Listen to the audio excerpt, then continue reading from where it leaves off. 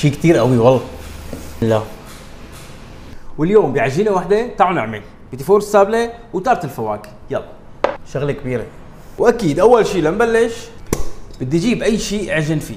قبل ما نبلش باي شيء كل المكونات اللي رح نشتغل فيها هي بحراره المطبخ، الغرفه، المكان اللي نحن فيه يعني. اول شيء رح انزل بالزبده، بسم الله.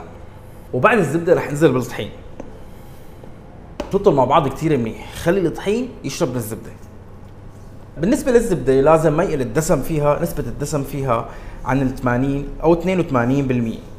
هلا هيك رح انزل بالسكر الناعم ومعلقه من نشاء الذره كبيره، وعندي بيضه والفانيليا اكيد، وبدي كمل عجن. هلا هيك بعد ما لمت معي العجينه بدي افضيها على الطاوله عندي هون وعضلاتك.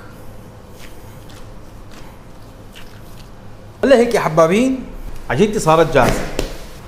رح نجيب ستريتش نحطه هون، نجيب العجينه مسكره كثير منيح، طبعا ستريتش كيس اي شيء، على البراد نص ساعه.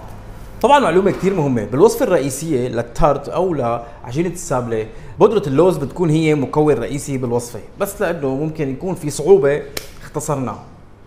هلا هيك عجينتي صارت جاهزه لنشتغل فيها، بردت منيح وصارت جاهزه. بدي ارجع اعمل لها عجنه صغيره، بسم الله. هلا هيك رح ناخذ لها هذا الشكل، الطحين كثير خفيفه، ضغطه صغيره. شايفين كيف؟ لانه العجينه بردت معي رح تفرد معي بكل سهوله. بدي ضل عم افرد فيها لحتى اوصل للسماكه المطلوبه. وهيك يا حبابين نكون وصلنا للسماكه المطلوبه. هلا شو بدنا نساوي؟ بدنا نجيب، بس قبل ما نجيب هي لا، عندي هون فرشايه ناشفه، بدي احاول ما اخلي طحين ابدا عليها من هذا الطرف. هلا هيك رح بلش اقطع اي قياس بدنا اياه، ما في اي مشكله. انا اليوم رح اشتغل على بيتي فور سابله وعلى التارت. ناخذ هيك ونبلش تقطيع. شايفين هي السماكه هيك؟ هي السماكه المطلوبه والمناسبه لبيتي فور السابله، اسهل من هيك ما في. وبالنسبه للتارت رح استخدم هدول القوالب، اي حجم كمان بالنسبه لقوالب التارت شغالين معنا، اهم شيء القوالب تكون قاسيه ما تكون طريه. قص هيك السماكه اللي انا قصيت فيها السابله، رح ناخذ العجينه هيك وحطها على القطعه من هون وننزلها، والشوبك نفسه حاول نقطع هون. هيك بتكون جاهزه. ضروري بلش انا انزل بايدي هيك لحتى ناخذ لها كل الاطراف وتكون مليانه اخذه على القالب كثير منيح. شايفين؟ عجينه رقيقه واخذه كل الزوايا. شايفين كيف؟ بهي الطريقه. رح اجيب صينيه عليها ورق زبده او السلباب. هلا هيك رح نفوت على الفرن على درجه حراره، مو نحن الصينيه على درجه حراره 160 165. الفرن بده يكون شغال فوق وتحت سوا، وبنحطهم بالنص وبنقول يا رب. وتقريبا بدهم ياكلوا وقت من بين 13 ل 16 دقيقه. خلينا نشوف.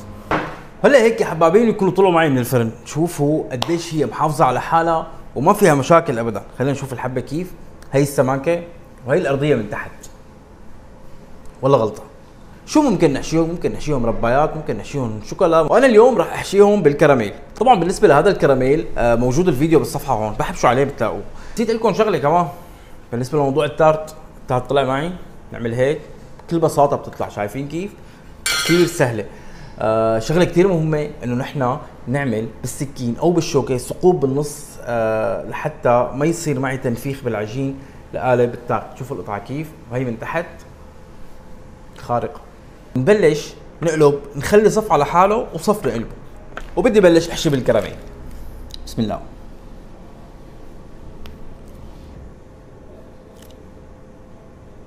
ونبلش نطبقهم على بعض بهذا الشكل هيك، ضغطه كثير صغيره اموري تمام.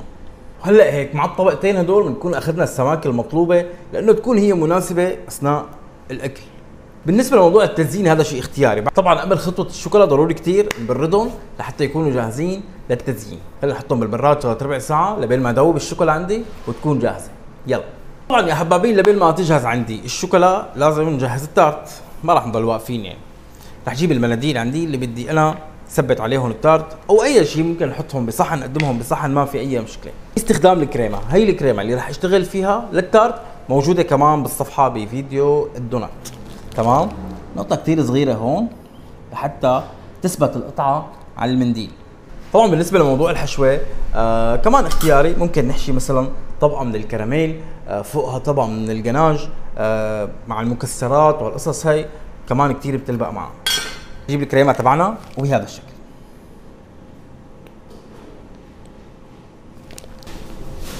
هلا هيك يا حبابين انا جاهز لاني بلش حشي الفواكه. شوفوا الفراوله كيف قطعتها بهذا الشكل، وجنب الفراوله هون رح نحط الدراء بهذا الشكل،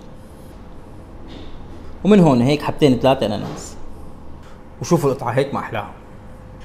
وهيك يا حبابين تارت الفواكه صار جاهز عندي. حضاره.